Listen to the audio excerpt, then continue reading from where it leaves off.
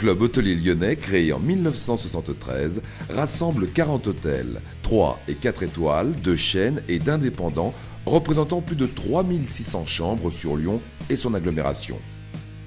Le club hôtelier lyonnais a pour vocation de faciliter les échanges entre les professionnels de l'hôtellerie, mais aussi avec les différentes administrations et structures de la ville orientées vers le tourisme.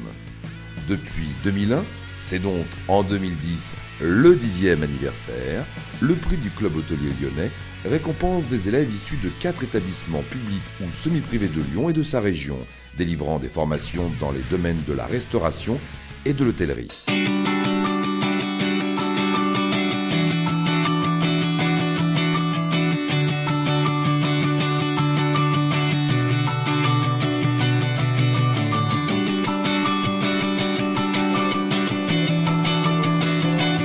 Après Mathieu Vianney en 2008, Christophe Marguin en 2009, Régis Marcon est le parrain de l'édition 2010.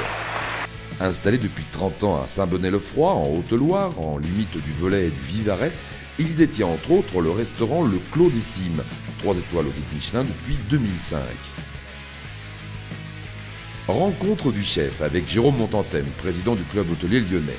Un chef qui s'est soumis à un Tour de France particulier depuis quelques mois, car il a été nommé le 2 septembre dernier par Hervé Novelli, secrétaire d'État chargé du commerce, de l'artisanat, des petites et moyennes entreprises, du tourisme et des services de la consommation, pour mener à bien une mission sur la formation professionnelle et l'alternance dans les métiers de la restauration. Ce métier de passion, bien entendu, m'a beaucoup amené. Je crois qu'on a envie de donner en retour, ne serait-ce qu'aux jeunes qui arrivent après. Puis la deuxième raison, c'est que ce métier, je ne voulais pas le faire. Je voulais faire les beaux-arts, j'étais aussi moniteur de ski et j'ai eu la chance, puisque ma maman m'a envoyé en formation, de rencontrer un formateur qui, par son travail, Moi j'ai aimé ce monsieur, il m'a donné envie de faire ce métier.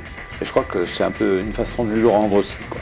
Mais j'aime bien le terme révolution douce parce que, en fait, moi j'aime pas pointer les gens du doigt en disant tiens, souvent dans le métier on dit c'est la faute à la formation, c'est la faute au formateur, etc. C'est tout un système qui a été mis en place par nos propres erreurs aussi, on est responsable de tout ça. Je crois que le travail que je fais, c'est de rassembler tout le monde pour réfléchir, dire bon, est-ce qu'on continue comme ça? Non, je pense qu'on ne peut pas continuer comme ça parce qu'on laisse trop de jeunes sur le bord de la route, trop de jeunes qui entrent dans nos métiers qui abandonnent. Et ça, c'est important de réfléchir là-dessus, de réfléchir en commun, de prendre chacun nos responsabilités. C'est un peu le travail de longue haleine que je fais maintenant. Oui, je sens qu'il y a une adhésion. Et si je suis là, j'ai essayé de casser un peu cette image. C'est pas dire les ministres ont choisi un 3 étoiles, parce que les 3 étoiles c'est connu, etc. Non, je pense, et je l'espère, ils ont choisi Régis Marcon parce qu'ils savaient que je m'investissais beaucoup dans la formation. Alors je pense que dans le discours, la formation, la profession est prête à écouter. Par contre, c'est dans les faits. Ça va être un peu plus compliqué parce que on a trop attendu, quoi. Et on veut plus rêver. On se dit ouais, encore des réunions, encore des bonnes pensées. On en a entendu depuis des années des bonnes pensées et des idées. Et je crois qu'il faut être optimiste parce que si on démarre pas maintenant, si on n'y a pas un départ de dire bon, on se remet tous en question par rapport à la formation, par rapport à ce qu'on fait dans nos entreprises, par rapport à nos propres erreurs, on n'avancera jamais et moi j'y crois. Et c'est pour ça que je m'investis. Beaucoup d'indépendants, 300 000 indépendants, entreprises indépendantes, avec des objectifs différents, des lieux différents, des clientèles différentes, des gens différents. Donc on ne peut pas d'un seul homme dire tiens, allez, on va faire telle ou telle chose. Donc il y a besoin d'une certaine cohésion et une remise en cause. Voilà, je pense que c'est ça le Tour de France, le but tout du moins. On est dans un autre monde parce qu'on vend de la cuisine, un hébergement, mais on vend des sites, on vend un pays. Tout à fait différent. Et je crois qu'il faut d'abord être fier de son pays. Il faut être fier de son pays, d'abord être un petit peu des ambassadeurs des bons produits. Je crois que c'est ça l'avenir aussi. Les gens viennent en France, il y a toujours ces sites, il y a toujours ces producteurs, il y a toujours, je dirais, cette certaine sincérité à la fois dans l'hébergement, à la fois dans l'accueil et à la fois dans la cuisine. Ça ne se voit pas toujours tout ça. C'est un travail en commun, producteurs, etc. Et il y a un travail énorme au niveau de la formation. C'est un peu pour ça que je travaille, parce qu'on est dans des référentiels de formation où on apprend trop de choses aux jeunes. On utilise un peu trop de la 4e et la 5e gamme, ce qui fait qu'on ne voit pas l'essentiel même de la cuisine. Et je dirais que dans les métiers du service, on devrait les axer sur beaucoup plus de communication. Ça, c'est important parce qu'on n'est pas les leaders dans l'accueil en France. Bon, après, on ne va pas changer le faciès des gens, mais dire que ce métier, c'est pas des porteurs. Dans le service, nous ne sommes pas des porteurs d'assiettes. Nous vendons des sourires, nous vendons des sites, nous vendons une cuisine. Je dirais le terme vendre, c'est même pas bon, on propose, quoi. Et il y a un travail de fond à faire, nous-mêmes les restaurateurs, avec les écoles, avec les centres de formation, pour qu'il y ait une amélioration à ce niveau-là. Le message se veut donc clair et trouve déjà de nombreux partisans partout en France et à Lyon également, capitale de la gastronomie. On mesure tout le chemin qu'il nous reste à parcourir quand on rencontre Régis Marcon. On mesure juste le chemin qu'il nous reste à parcourir dans l'encadrement des hommes, dans l'accompagnement des futurs collaborateurs.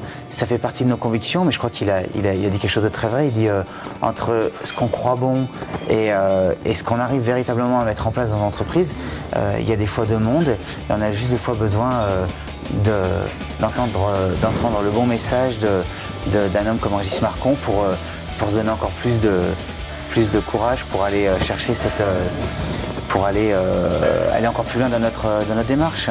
Vous avez vu, quand on a commencé à rencontrer le chef, il y a deux choses qui ressortaient, c'était environnement et humain. Et on le sent au premier instant quand on rentre dans cette maison. C'est une rencontre hors norme, je crois, ce matin.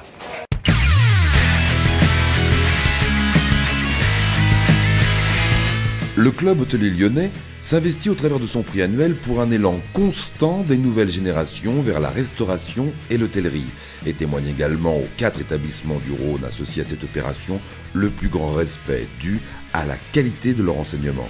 Quand leurs élèves gagnent un prix, c'est une chaîne humaine, une chaîne de valeur qui se voit récompensée.